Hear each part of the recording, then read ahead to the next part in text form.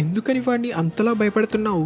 నువ్వేమైనా చెయ్యాలనుకుంటే నన్ను చెయ్యి అనడంతో జనరల్ వైట్ గోకుని వెనక్కి తిరగమని, గోకు వెనక్కి తిరిగిన వెంటనే తన గన్తో షూట్ చేసి గోకుని తీవ్రంగా గాయపరుస్తాడు.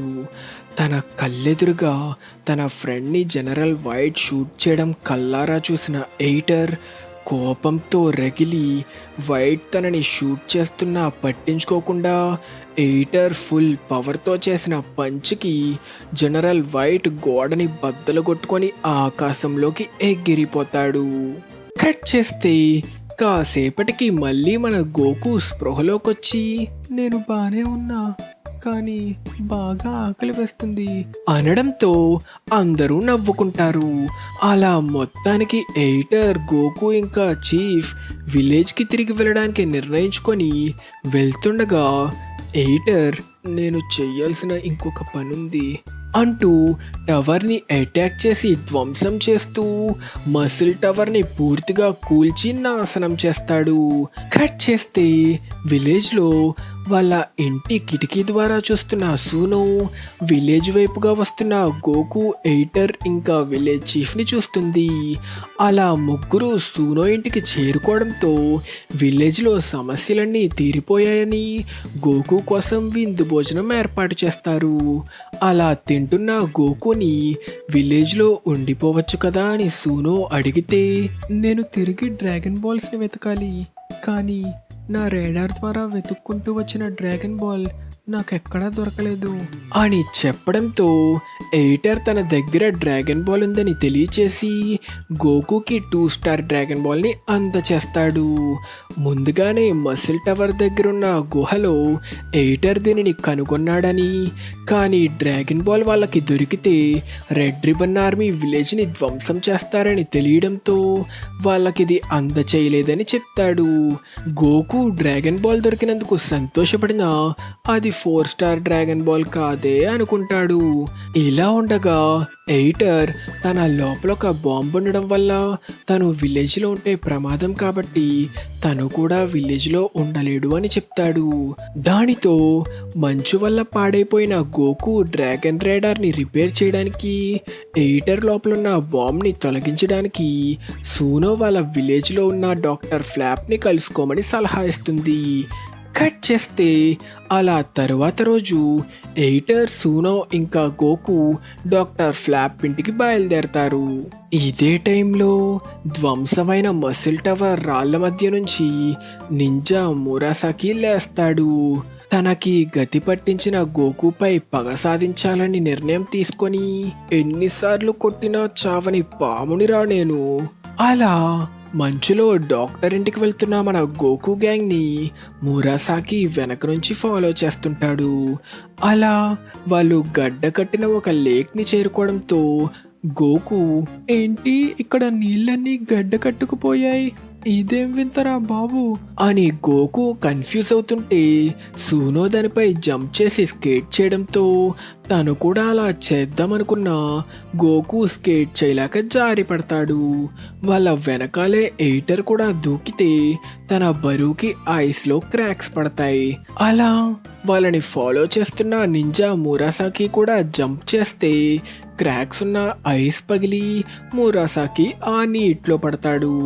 ఐస్ పగలడం వల్ల సౌండ్ రావడంతో గోకు గ్యాంగ్ వెనక్కి తిరిగి చూస్తే మురాసాకి దాక్కోడానికి చలికి వణుకుతూ ఆ వాటర్లోనే ఉండిపోతాడు.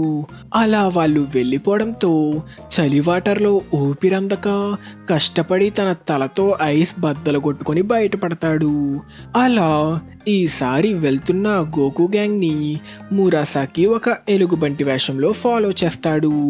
కానీ గోకు గ్యాంగ్కి అనుమానం రావడంతో కవర్ చేసుకోవడానికి ట్రై చేస్తుండగా కాలు జారి ఐస్లో దొర్లుకుంటూ పడి ఇంకా చిరాకొచ్చి కాస్ట్యూమ్ తీసేసి పగోడికి కూడా ఇన్ని కష్టాలు రాకూడదురా బాబు అనుకుంటాడు.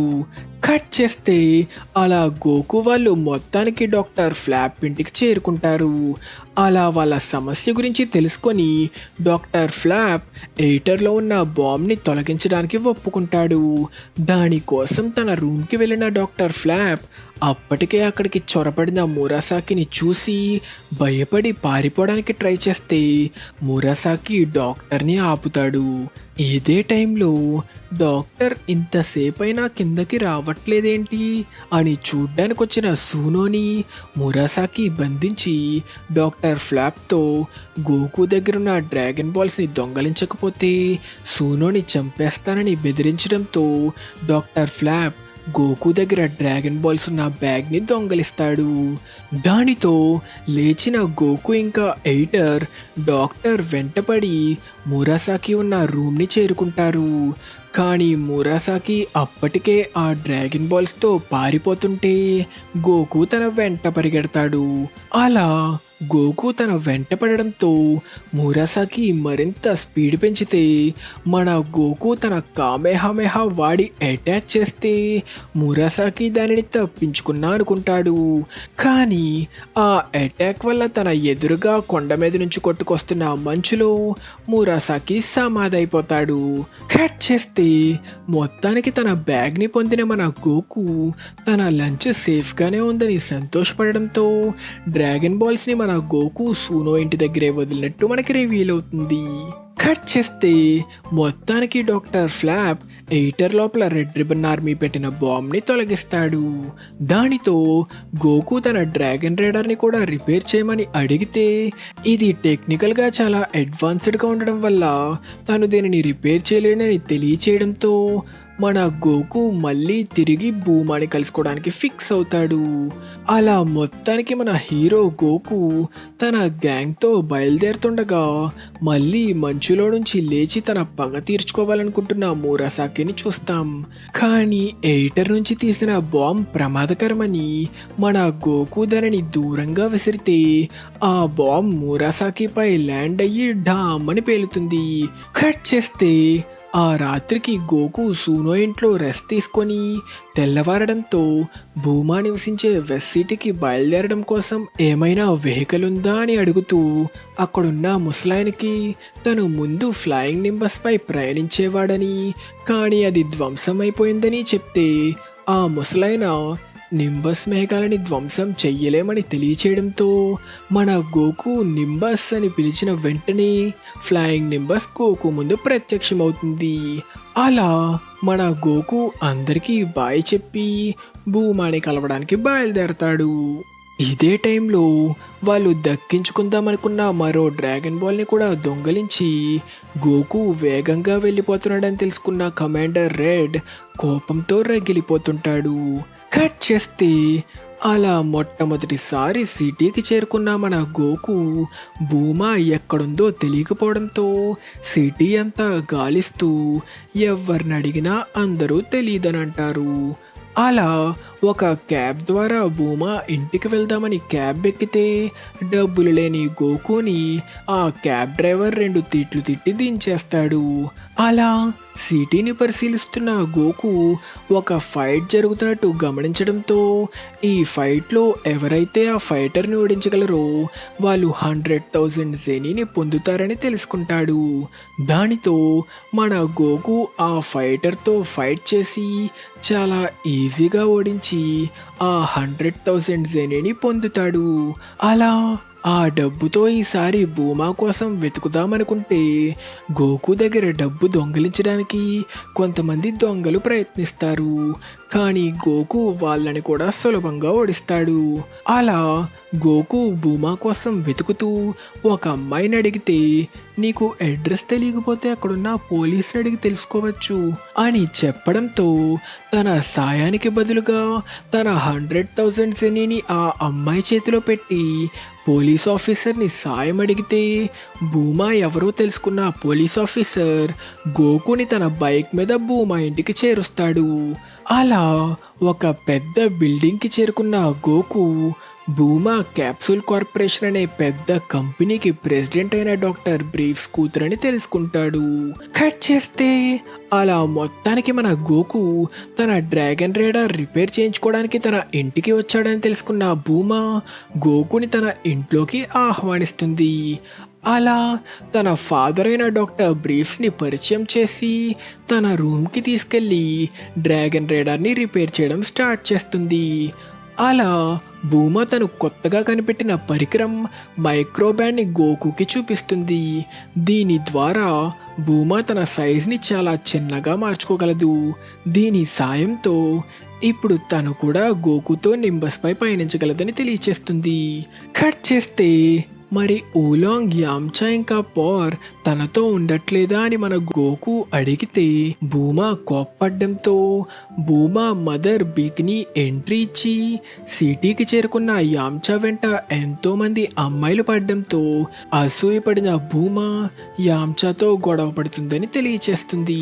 ఇదే టైంలో గోకు దగ్గరున్న డ్రాగన్ బాల్స్ ని దొంగిలించడానికి రెడ్ రిబన్ ఆర్మీ హస్కీ అనే దొంగని హైర్ చేసుకుంటారు.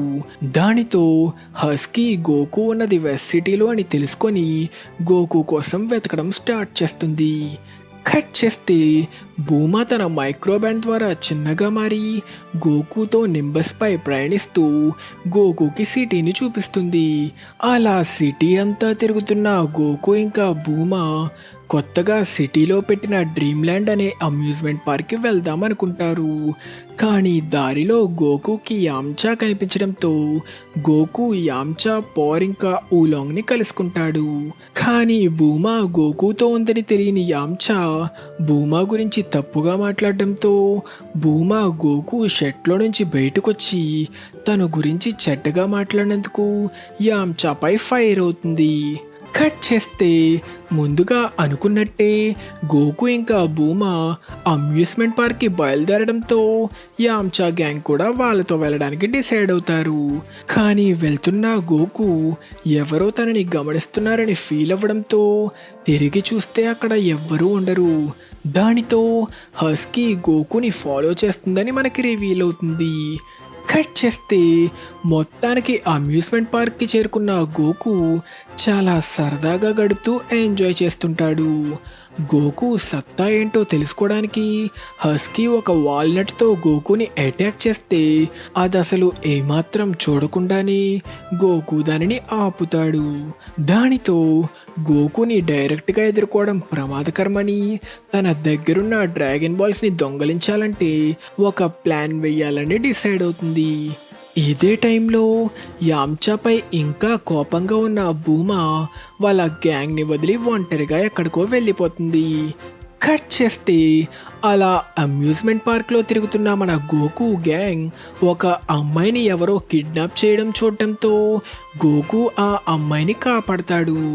దానితో అది మారువేషంలో ఉన్న హస్కీ అని మనకి రివీల్ అవుతుంది. అలా తనని కాపాడినందుకు కృతజ్ఞతలు తెలియచేస్తూ తను ఒకరి భవిష్యత్తుని చూడగలదని, కావాలంటే తనని కాపాడినందుకు కృతజ్ఞతగా వాళ్ళ భవిష్యత్తు గురించి ఫ్రీగా చెప్తా అంటుంది. నువ్వు మసిల్ టవర్ నుంచి వచ్చావు. నీ బట్టలు వెనక, వాటి వెనక 2 గుండ్రమైన బాల్స్ ఉన్నాయి. అవును, కరెక్ట్గా చెప్పారు. మీకెలా తెలుసు అంటూ గోకు తన ప్యాంటు విప్పి తన బాల్స్ని చూపించడంతో దెబ్బకి హస్కీ షాక్ అయ్యి నేను మాట్లాడుతుంది ప్రత్యేక శక్తి ఉన్న బాల్స్ గురించి అనడంతో గోకు తన డ్రాగన్ బాల్స్ని చూపిస్తాడు. ఇలా ఉండగా లోపల నుంచి ఏవో సౌండ్లు రావడంతో లోపలికి వెళ్ళి చూసిన గోకు ముందు తను ఓడించిన కిడ్నాపర్స్ని చూస్తాడు. దానితో అక్కడ వాళ్ళేం చేస్తున్నారో తెలుసుకోవడం కోసం తన డ్రాగన్ బాల్స్ని యామ్చాకిచ్చి గోకు వాళ్ళ వెంట పడతాడు. ఇప్పుడు బాల్స్ యామ్చా దగ్గర ఉన్నాయని, యామ్చా అమ్మాయిల విషయంలో బాగా వీక్ అని తెలుసుకున్న హస్కీ యామ్చాని టెంప్ట్ చేయడానికి ట్రై చేస్తుంది. కానీ ఈ ప్రయత్నంలో అసలైన ఫార్చ్యూన్ టెల్లర్ యాంచాకి కనిపించడంతో ఇక నటించి లాభం లేదని యాంచాతో ఫైట్ స్టార్ట్ చేస్తుంది. ఇదే టైంలో బయట ఒంటరిగా తిరుగుతున్న భూమా ఇక యాంచాని క్షమిద్దామా అనుకుంటూ యాంచా కోసం వెతికి అక్కడికి చేరుకునే టైంకి వాళ్ళు చేస్తున్న ఫైట్ని రొమాన్స్ అనుకొని తప్పుగా అర్థం చేసుకొని కోపంతో అటాక్ చేసి వెళ్ళిపోతుంది. దానితో హస్కీ యాంచా దగ్గరున్న డ్రాగన్ బాల్స్ దొంగిలించి యాంచాని బంధించి, కంగారు పడకు, ఇంకా సేపట్లో నువ్వు మాత్రమే కాదు పార్క్లో ఉన్న అందరూ అంతమవుతారు, ఎందుకంటే నేను ఈ పార్క్లో ఒక బాంబ్ని పెట్టా అని యాంచాతో చెప్పి బాంబ్ని యాక్టివేట్ చేసి పారిపోతుంది. కట్ చేస్తే ఇదే టైంలో కిడ్నాపర్స్తో వచ్చిన గోకుకి యాంచా జరిగింది చెప్పడంతో పారిపోతున్న హస్కీని మన గోకు తన నింబస్ సహాయంతో ఫుల్ స్పీడ్లో వెంబడించి ఒక మంచి చేసీన్ స్టార్ట్ చేస్తాడు. అలా ఆఖరికి తన పవర్ పోల్ సాయంతో హస్కీని పట్టుకున్న గోకు బాంబ్ రిమోట్ని పగలగొట్టి పార్క్లో ఉన్న అందరినీ కాపాడతాడు. కట్ చేస్తే అలా మొత్తానికి పార్క్ నుంచి అందరూ తిరిగి భూమా ఇంటికి చేరుకుంటారు. కానీ ఇంకా యాంచా మీద ఫుల్ కోపంగా ఉన్న భూమా యాంచా ముఖం మీద ఒక్కటిచ్చి తను మళ్ళీ డ్రాగన్ బాల్స్ని కలెక్ట్ చేసి ఈసారి అబద్ధాలు చెప్పని, అమ్మాయిల వంక కన్నెత్తి కూడా చూడని బాయ్ ఫ్రెండ్ని కోరుకుంటానని తెలియచేసి గోకుతో వెళ్ళిపోతుంది. అలా మొత్తానికి మళ్ళీ గోకు ఇంకా భూమా కలిసి డ్రాగన్ బాల్స్ కోసం వెతకడానికి బయలుదేరడంతో మన డ్రాగన్ బాల్ సీజన్ 3 పూర్తవుతుంది. ఇంతటితో మన ఎపిసోడ్ ఖతం. మీకు ఎపిసోడ్ నచ్చినట్టయితే మర్చిపోకుండా ఈ వీడియోని లైక్ చేయండి. అప్పుడు నెక్స్ట్ సీజన్లో మన గోకు ఎవరెవరిని ఎదుర్కోబోతున్నాడో, గోకు ఇంకా భూమా వాళ్ళు అనుకున్నట్టే డ్రాగన్ బాల్స్ని కలెక్ట్ చేయగలుగుతారో లేదో, గోకుని ఓడించడానికి రెడ్ రిబన్ ఆర్మీ నెక్స్ట్ ఏం చెయ్యబోతుందో లేట్ చేయకుండా చూసేయచ్చు. ఇక్కడ మన లాస్ట్ ఎపిసోడ్ క్వశ్చన్, మన డ్రాగన్ బాల్ సిరీస్ యొక్క 21st వరల్డ్ మార్షల్ ఆర్ట్స్ టోర్నమెంట్లో మొత్తం ఎంతమంది పార్టిసిపేట్ చేశారు అని అడిగా.